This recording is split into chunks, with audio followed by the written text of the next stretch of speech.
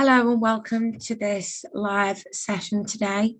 My name is Ashley. I will be your host of this Unicourse video. This video is on the topic Understanding Leadership and is loosely based around Unit 308. Although this unit, Understanding Leadership, will be, useful in a lot of units within the level 3 and the level 5 program, as understanding the underlying concepts of leadership is what you've signed up for in this leadership and management course. Okay, so the aim is to develop an understanding of leadership concepts, philosophy, models, styles and tools and techniques that can be used to achieve the best outcome, but also being able to understand how you can reflect upon your own ability to be able to improve moving forwards. Okay. So let's get started then. The starting point for any unit on Moodle and the first point on your toggle will be the unit specification.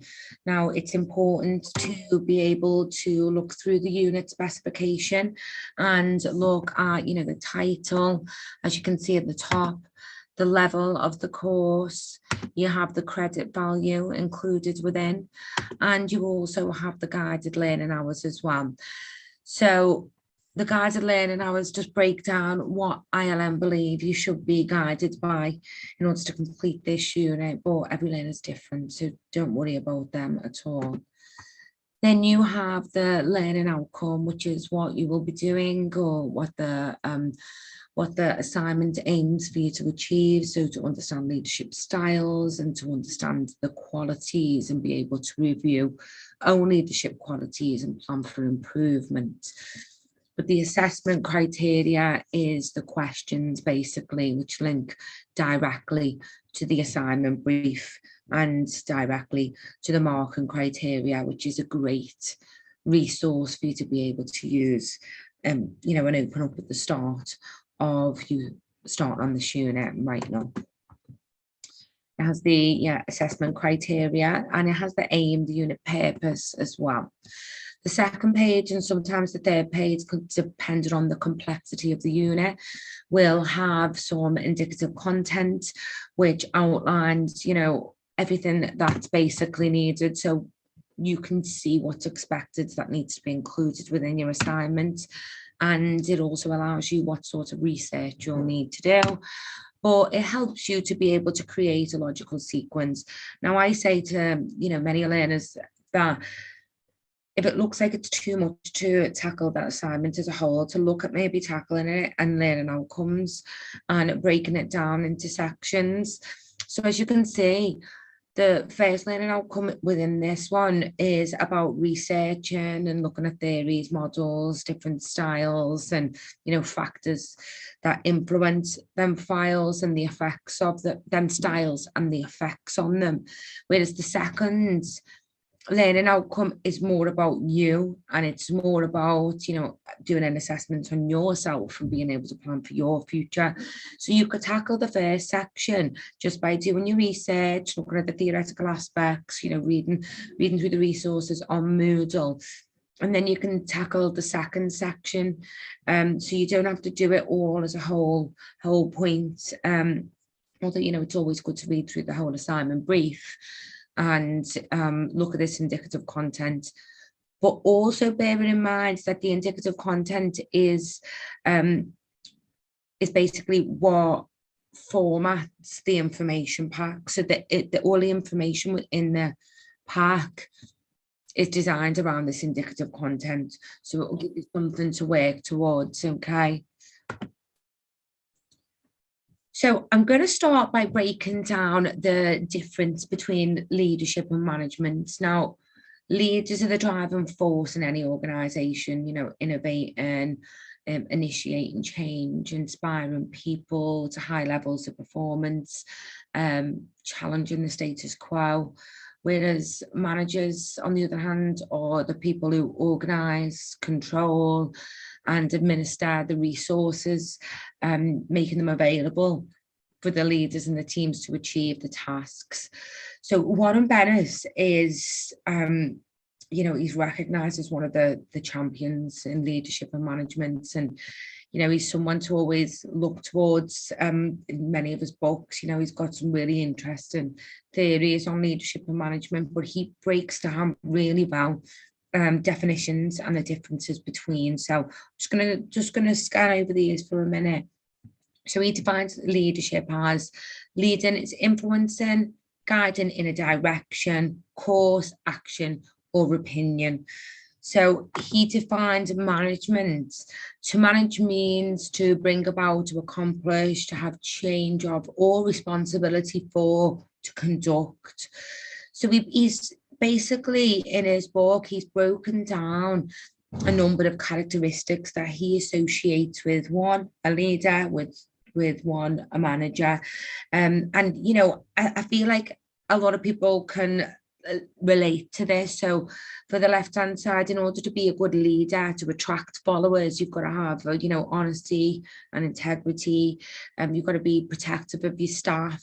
You've got to be able to inspire people, and also be able to challenge them. You've got to have good communication skills, of course, and interpersonal skills.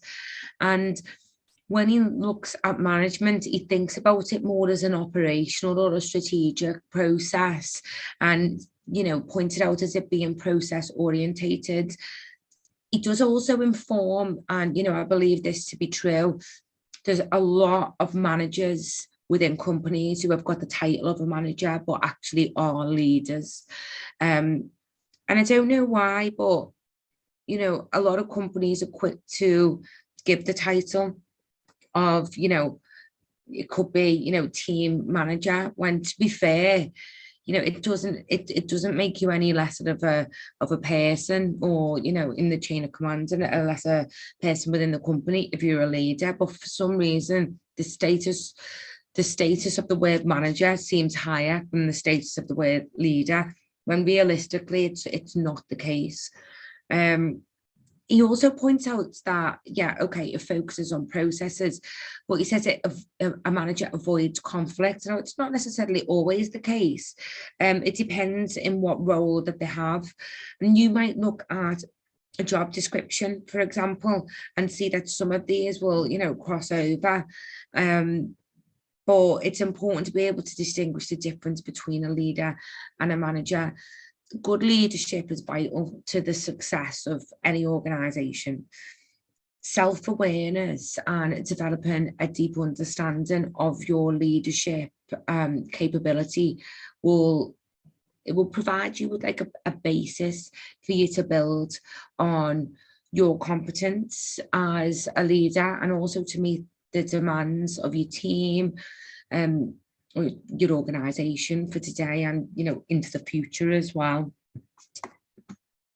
So I've broken it down a little bit further, based on my thoughts and experience through leadership. But leadership always involves leading a group of people, so we can verify that. Whereas manager needs only be concerned with responsibility of things. So that's one thing for us to look at. Leadership creates a vision and generates support for it. So, they might have an idea of a way to complete an objective that links with an organizational goal. And, we'll be able to generate some support from it based on whatever, style that they use. And we'll go into leadership styles in a little bit more detail in a minute.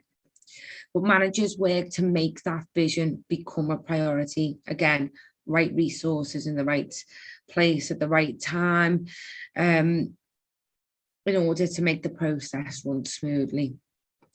Leaders have people follow them, while managers have people work with them. I know that can be a little bit, I'm assuming a bit there, but it is usually the case. A successful business needs both strong leaders and managers, and sometimes strong managers that have really good leadership traits. and leaders can exist and do exist on all different levels. Even a CEO can be a really good leader, and people want to follow them, into the future and follow their vision of their organization. So, it's important to be able to distinguish the difference, but also be able to see how they interrelate in the same sense. Okay. So the main aim of this tutorial today is to break down the 3 categories of leadership.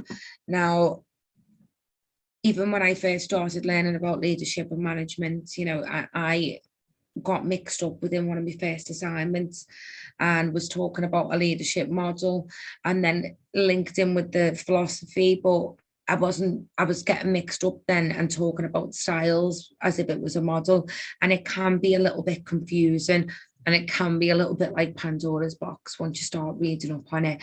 So try your best to break it down into these 3 sections. You might even want to create yourself a little table and just maybe write down leadership models, leadership philosophies, leadership styles, to be able to break it down.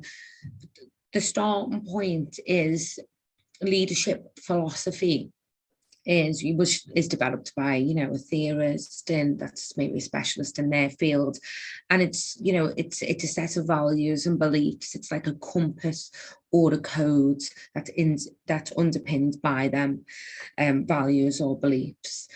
And then the model comes, falls within that. So that theorist might have created then a number of different models, so different ways of using that philosophy in different situations or for different people. And I am a visual learner, and I found something on businessballs.co.uk, which is a really good tool for a visual learner. And it's about, looking at a model as a toolbox or a kit with a couple of different parts in it. And within that toolbox will usually be a number of different styles that can be used for different situations or with different people to get the best out of them.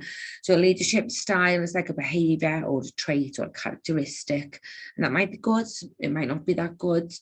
And it's, them different styles, as I say, can be part of the kit or, the toolbox that a leader can use under a leadership model following a leadership philosophy.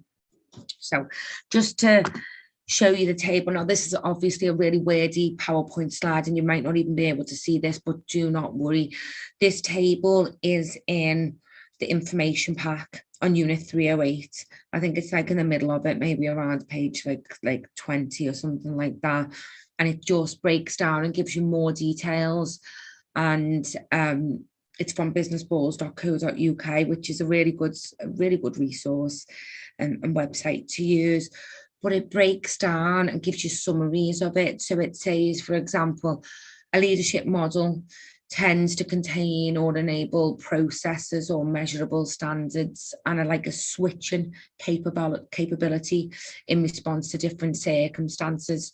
So using different styles and being able to switch between them within the model, that can influence the path of leadership. And it says, a leadership style is narrow and specific compared to the other 2 categories, and it may be suggested or dictated by a model, and to a lesser degree also by a philosophy. So this breaks it down a little bit further for you. So just have a look through this. There's also another table that gives you a couple of examples as well. So have a look at that, and just remember that thinking about it firstly from a philosophical, a theoretical aspect and point of view, and then looking at the models that fall within that, and then looking at the styles and thinking, well, how can I relate to them styles, and give yourself, small little examples within your mind to do that, is a great way to be able to start with learning about leadership. And yeah, so have a little look through that in the information pack, because identifying a leadership style, for, your identified leadership style will be, really useful for you to get started. Okay. So let's talk about leadership theory. So the philosophies surrounding leadership. Now, I'm going to break it down a little bit for each of these, but if you can relate with anything that I'm talking about right now, go away and read up a little bit further. Look at the person who's designed this theory, this philosophy, and maybe have a little look at their models and the styles that fall within it. So the great man theory is one of the the oldest leadership theories. The thought here is that great leaders are born. They're not made. You either have it or you don't. And in this theory, they've tried to identify a number of attributes that good leaders have in common, basically. But these days, it's become clearer and clearer that leadership can be taught. However, it's possible that some leaders will have, good the interpersonal skills or the traits that, that might make them better leaders. Leadership can be taught. One of the reasons why most of our learners have signed up to the program. So yeah, then following that was the trait theory of leadership, and this examines the characteristics we should pursue to become a great leader as well. But the upside of this theory is that it's simple to understand. So be like this and people will follow you. So be a certain way, people will follow you. A negative here is that it has identified several traits and no single set has emerged that would work for all different situations. So it can be overwhelming to attempt and try and learn everything, basically. The skills theory of leadership, so just like trait theory, it tries to identify vital attributes, or in this case, practical skills, rather than just general qualities of a leader.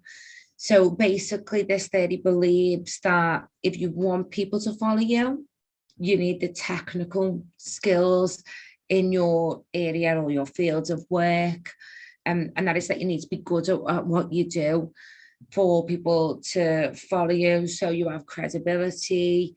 You need people skills like persuasion and diplomacy, and you need conceptual skills, so the ability to see the big picture and to think strategically. So that's the thought process for that philosophy. The leadership, the style theory of leadership, this theory looks at leadership styles, and says it's the key to success. So an example which we're going to come on to in a minute is using the different styles for different situations is the best way to get your team to perform well. So we'll go into that in a bit more detail in a minute, but it basically means be autocratic and demanding, or be democratic and participative, or be laissez-faire and leave people alone to do the job. So we will come on to that style, the leadership styles, in a little bit more detail. Situational leadership theory, which is one that I can relate to probably the most. It points out that there's just not one size that fits all model, and some skills, styles, or traits fit better in one situation than in another. So a leader has to adapt, and I believe that. I believe that you have to adapt to people and also to situations. But yeah, I'll show you one of them a little bit more, one of the models that fall underneath that theory in a second. So the contingency theory is a little bit like the situational theory approach, as it assumes that the situation is static, the leaders should adapt to it. The contingency theory assumes that the leader's default style is also pretty much fixed. So, for example, you might just be a democratic style. You might have the democratic style of leadership, but you might not be able to change that to autocratic, like automatically. It might take work. So maybe it's best. So basically, the effective leadership is contingent on making the leader's style fit to the setting. So it might be that you work in the council and it's okay for you to have that style of leadership because it's a democratic and participative style of leadership that's needed for that setting. Then we look at, I've put transformational and transactional together here, and the two theories I talk to because they are a little bit linked. So as the term implies, transactional leadership means that there's a mutual dependence or respect between the leader and follower. So people will follow based on like incentives or bonuses that are in place. So the leader's job is to find the right mix of rewards and sanctions or punishments, and then closely monitor what is going on. The theory of transformational leadership, by contrast, says that leaders can buy in, get the buy-in from encouraging their followers, inspiring them, caring for them, supporting them towards a goal or a vision. And basically they get results by proactively transforming their environment or the relationships, cultivating followership, rather than paying for it by punishment or non-compliance, like the transactional. So the transformational, a good example of that is, if you're regularly doing one-to-ones or appraisals with your staff and you're inspiring them to want to improve and do better, and you're allowing them to see the organization's vision, the mission statement, the goals and what they're doing to work towards them, then, it's more of a transformational style of leadership. Also within the NHS, the way that they get, pay grade up incentives, they get that, and that's, that can be seen as transactional. But also they have one-to-one reviews all the time to see where they want to develop and improve, and that's more transformational because it's inspiring them to want to achieve in order to be able to receive them rewards or incentives or bonuses, however you want to see it. So yeah, they can be interlinked, but they are also different in a way. The leader-member exchange theory is a little bit like transactional theory, as it implies that leadership is basically about a fair exchange between the leader and the follower.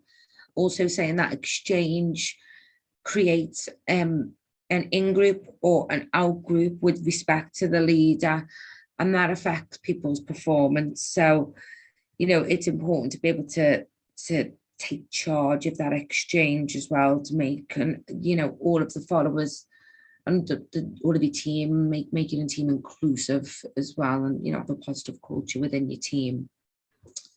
The last one, servant leadership, it's sort of a blend between transactional and transformational. Essentially, if a leader makes a priority of identifying and meeting the needs of the followers, serving rather than being served, the leader will create an environment of trust, cooperation in return for good service and high performance. There's good points and bad points to each of these theoretical these theories and philosophies, and the models go into them go into it in a little bit more detail. So have a look through them and, see if you can relate to any of them. Okay, and we'll give you an example of one of them in a minute. Let me just talk you through some leadership styles so that fall under the theories. Okay, so you might have heard some of these used in the past. I've just talked about laissez-faire. You might have heard of authoritative or a visionary, or you might even have heard of autocratic in the past. So what I'm going to do is I'm just going to talk you through, just give you a basic example of what it is, give you one or two advantages or disadvantages, and also point out the underlying characteristics that a leader needs to be able to use this style effectively, really. So let's talk about autocratic and demanding. This person might say, I'm the boss, you do as I say. So, it was common in the Navy when I was in the Navy.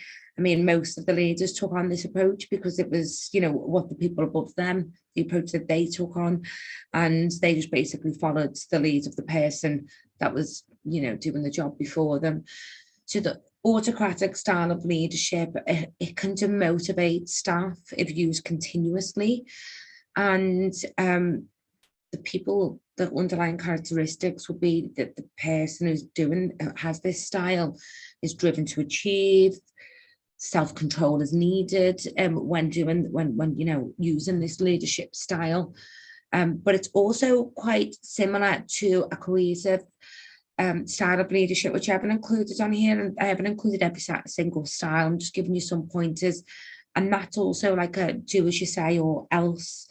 This also can demotivate staff, can alienate staff, and it should only really be used in emergencies, such as, a leader that's working in an A&E, or someone who's taking charge in an ambulance. It's just like, get this done. I don't need no opinions on it, really. And these people who, take on this leadership style are rather ruthless, but they are driven to achieve as well. So that's a cohesive style of leadership. Moving on to pace setting, which is more about somebody and leadership style saying something like, keep going, push harder, you can do this, we can do this. And it can inspire staff, but it can also exhaust. It can also exhaust people as well. And it motivates if used, it can demotivate, if used all the time. So if you're always saying to somebody, push harder, we can do this, and you're always taking on this approach, it can really work your team to the bone. So it's sometimes useful to take on this approach if, say, I don't know, you're coming up to the end of a quarter, or, the end of the month where you've got a target to hit and you want to just push them a little bit further towards the end. This leader will take on the characteristics of usually being conscientious, driven to achieve, but will also be able to take initiative as well.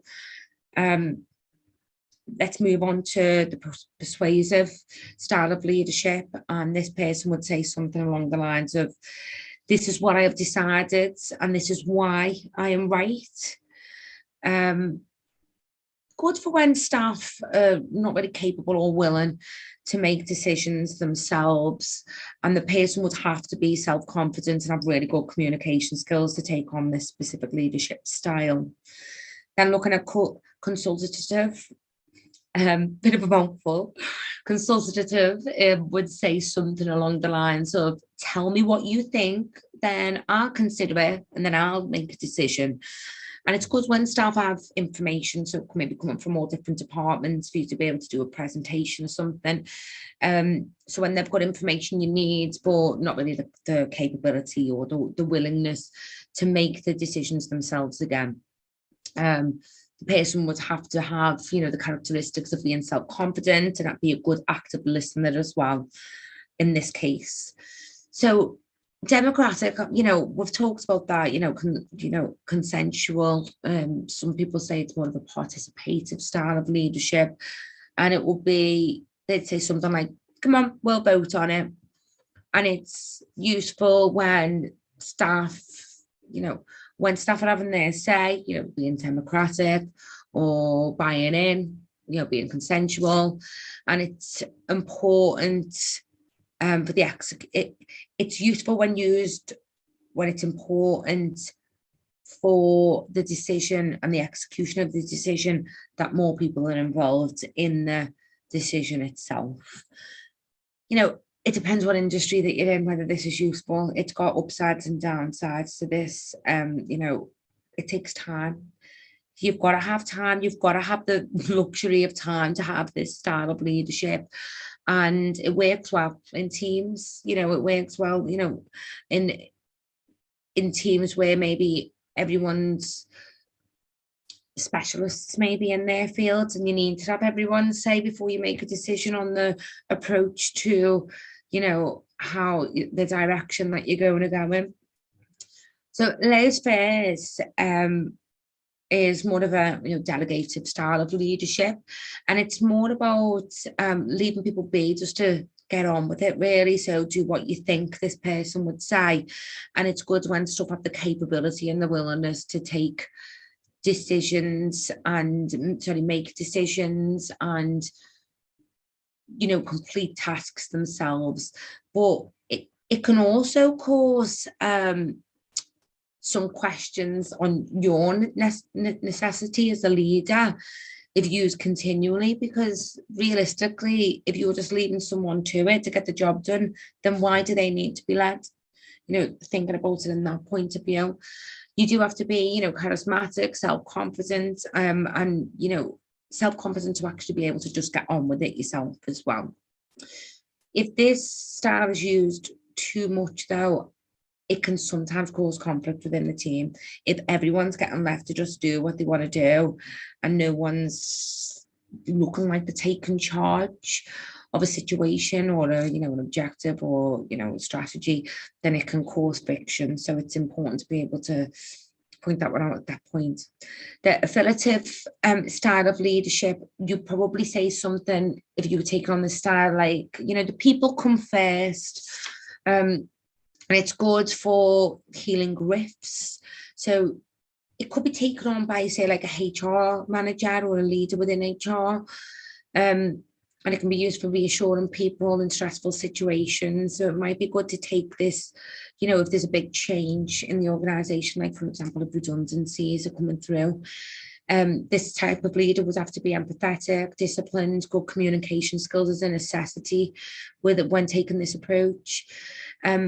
And finally, the one I'm going to talk about is coaching. And people don't usually think about this as a leadership style, but you might just think, oh, if you're a coach, you're a coach. If you're a leader, you're a leader. But it falls under the leadership umbrella, we might say. And it's a way of saying to people, try this. It's not do this, do that. It's, well, why don't you try this? And you might be able to improve. It can improve staff performance, and you will need to be, as a leader, you will need to be patient and empathetic, and usually quite organised when taking a coaching approach as well.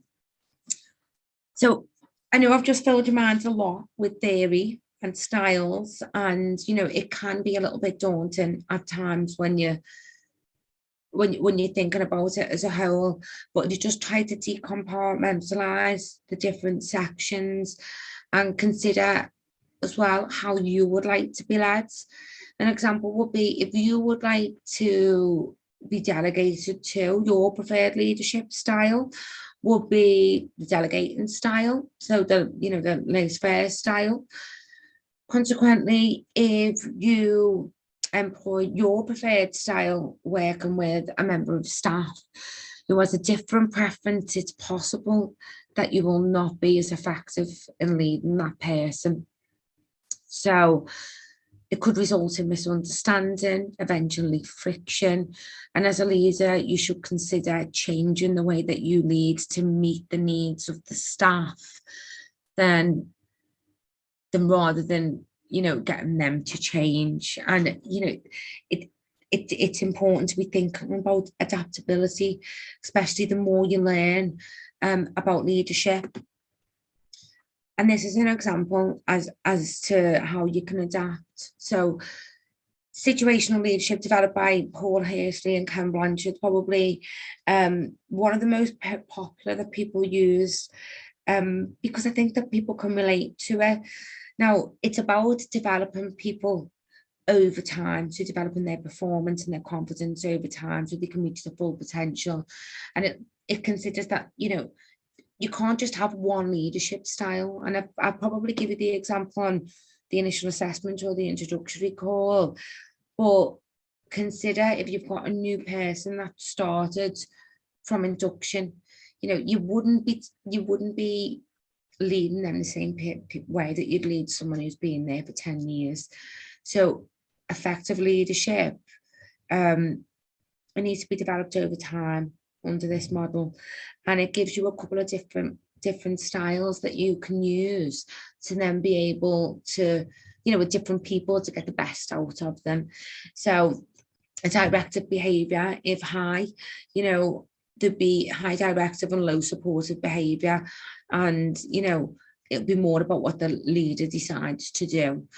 Whereas, a lesser directive behavior and a more supportive would be, well, let's talk about it. And it would be considering more about that.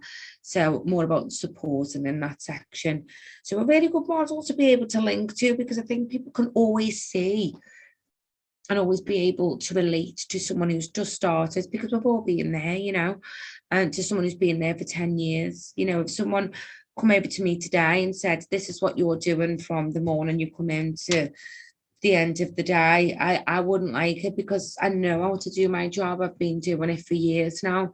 We don't need to be directed completely on what's going on. Okay, so a good one to look at.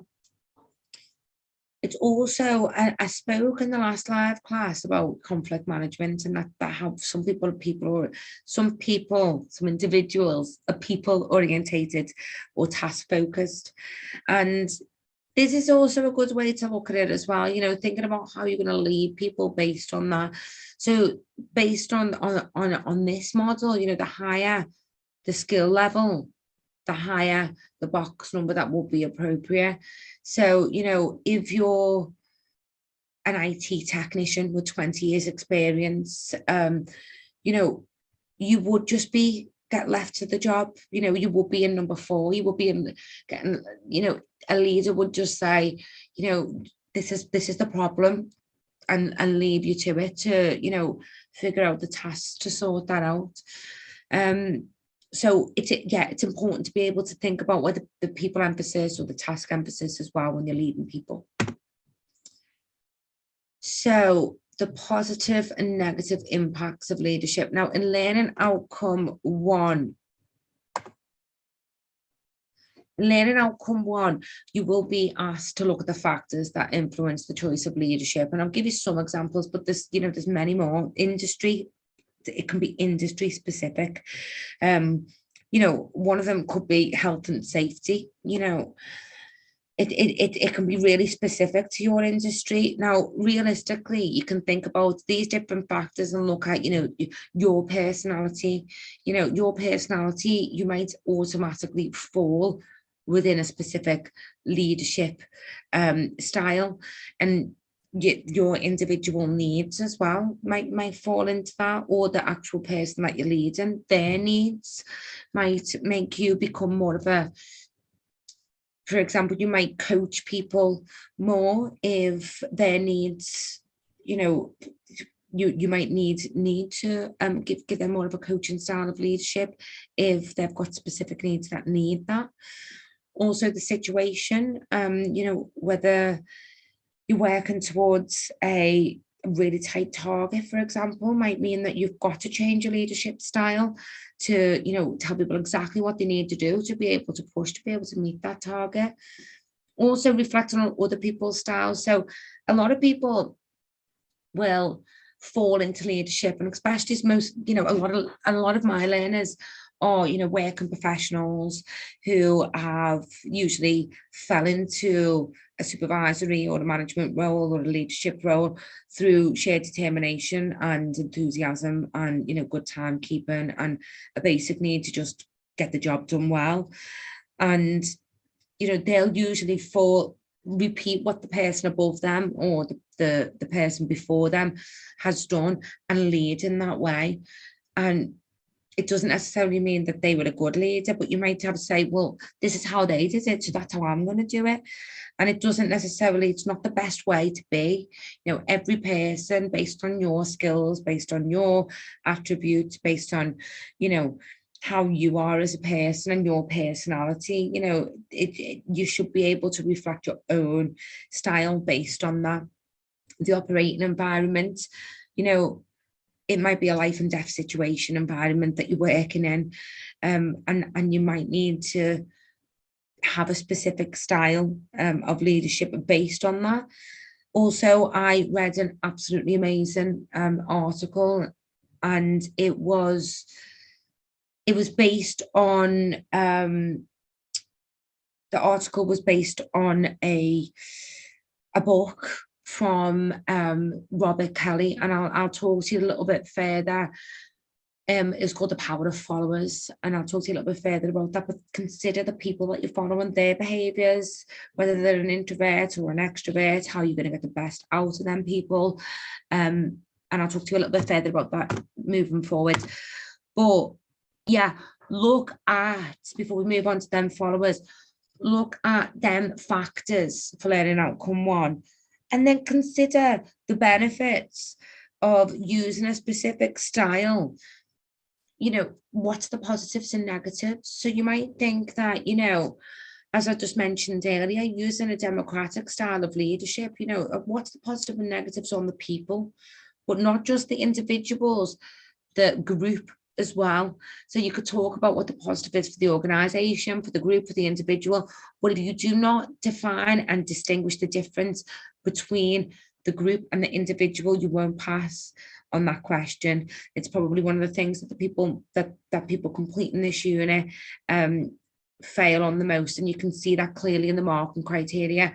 It says positive and negatives of the group and the individual, so of using that specific style. So make sure that you are, breaking that up to be clear upon that as well. So the book, Power of Fellowship, I haven't actually read the book, but I've read an article based on this book recently, and it's really interesting. It looks at so the people that are following the leader, so the people that you are leading, and the impact that has on your leadership. Now, for anyone who is completing their first unit as 308, as soon as you've submitted that, you'll be sent a registration number.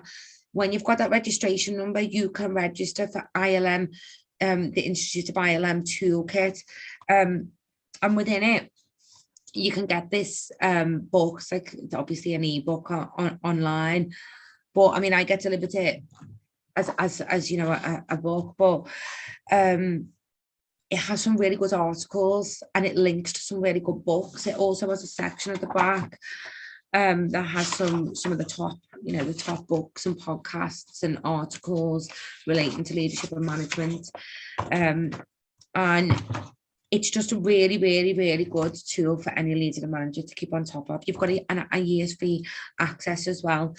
But I'm going to go away and find this book now and read this book, because this article was so interesting to me. So it looks at there's 5 different types of followers. So a conformist is passive and looks to the leader for guidance and motivation. And we've all seen people like that. Passive, positive, and always on the leader's side, but unwilling to challenge the leader. So, won't really think outside the box.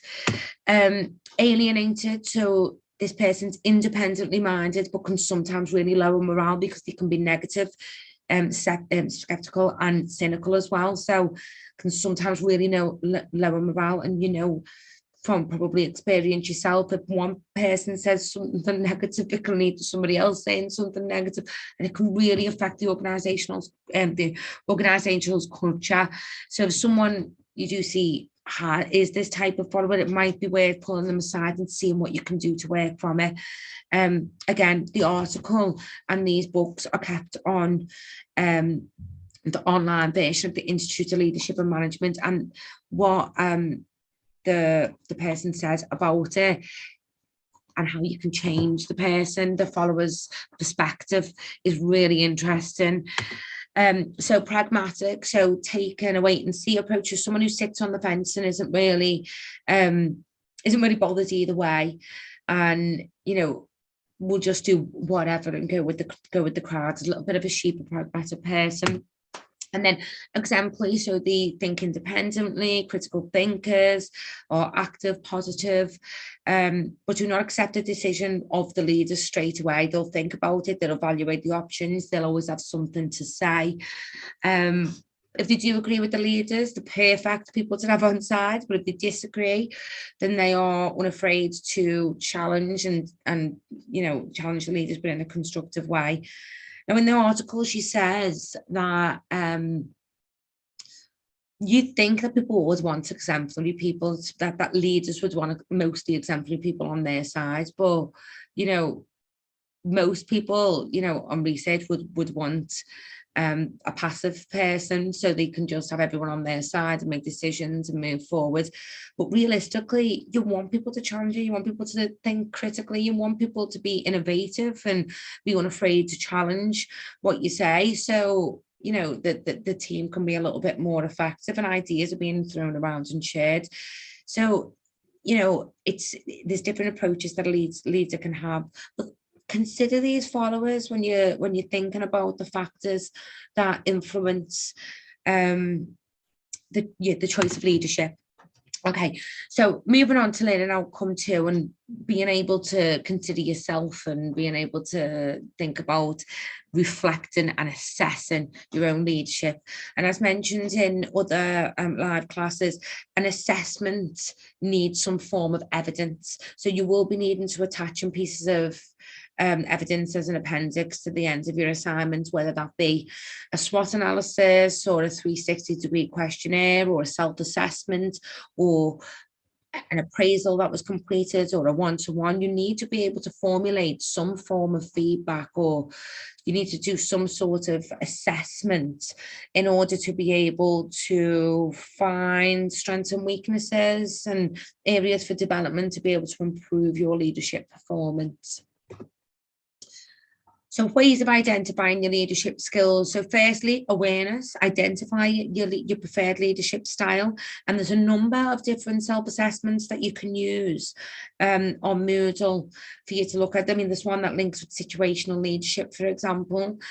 And then from from sort of being able to identify your leadership style, you'll then be able to look further on that assessment. If you've got a 360-degree questionnaire, for example, and it says that maybe your assertiveness or your communication skills, or it might even just be your organization skills or time management might be an issue, but you're defining areas of strength and areas of improvement there in order to be able to then move forwards with a plan of action, to be able to set goals and smart objectives, so making sure that they are specific, they're measurable, they're achievable, they're realistic, and they're time bound. And I think within this one as well, it's looking for the long and short term objectives and the link between them. Also, it's good to be able to think about finding a mentor, to be able to that someone that maybe you look up to, that maybe that you want to learn a little bit from, and then be patient as well. Becoming a good leader takes time, takes experience, takes a little bit of reflection, learning from mistakes, and also being patient, because you've got to be able to learn about your followers as well. Now, it's not always easy, because in some working environments, you know, specifically in a working environment that I used to work in, there was a high staff turnover based on the industry and the job that I was doing, and you know, the people that worked for us. But it was sometimes difficult to be able to learn about the people within your team, to be able to then adapt your leadership styles to them. Also, the situations within the workplace that I worked in changed quite drastically over time. So my leadership style did have to change. But I always found that being able to look at my experience as a leader and say, well, when I did work in that large company, I could put labels basically to different leaders' heads and say, but that person was quite laissez-faire, and he did used to just walk away, and he did used to leave his staff to it. But other people had sort of take the role of leader while he was away.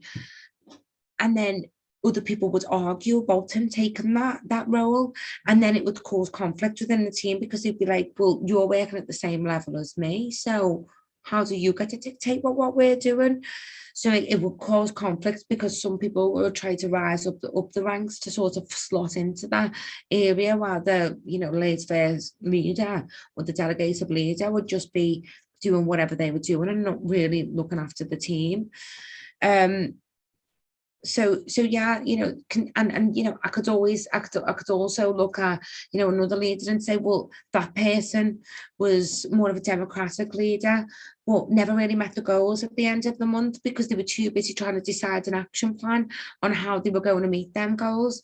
So they weren't really achieving within time, because they were letting everybody have a say, and they just didn't have the time to do that because the targets were set on a monthly basis. So think about past jobs that you've done.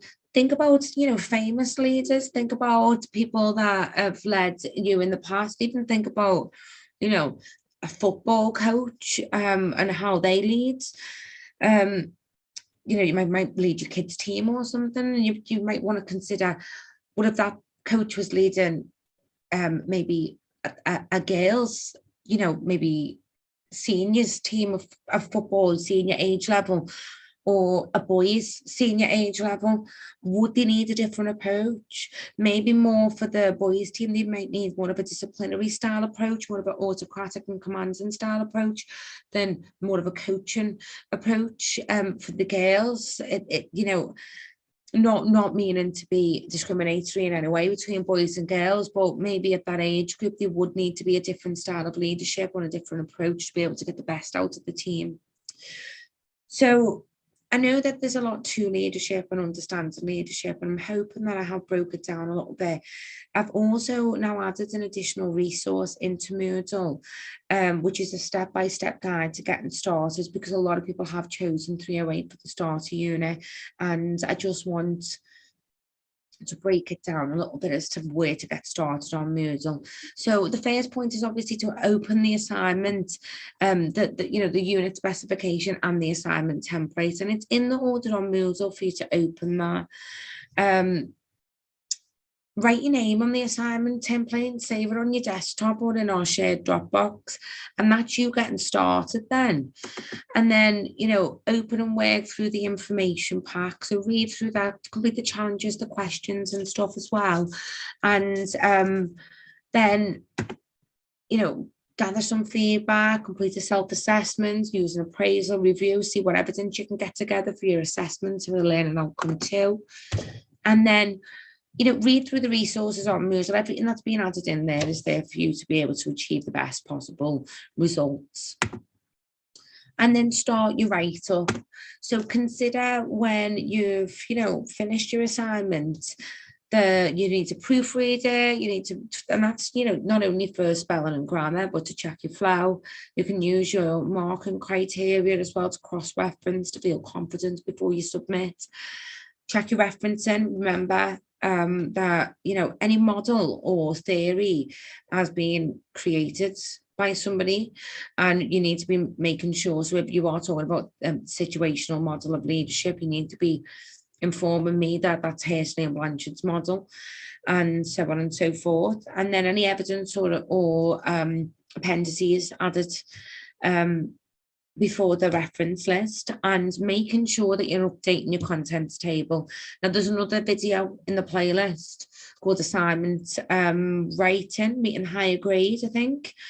I think it's called Assignment Rating, actually, and that gives you a little bit of help on the assignment template and how to update and everything, your subheadings and your appendix. And then making sure that you verify that by completing your assignment brief and with your name and unit course and your reference number if you've got that, if it's not your first assignment, and then adding that to the Dropbox with your final completed assignment as well. So yeah, that is the breakdown for Unit 308. And if you are watching and it's not for 308, but it might be for Unit 505 or another leadership-based unit, then I hope that this has been helpful in you understanding the concepts that surround leadership. Thank you for watching today, and I will keep this class open for 5 minutes if anyone has any questions. Thank you. Bye.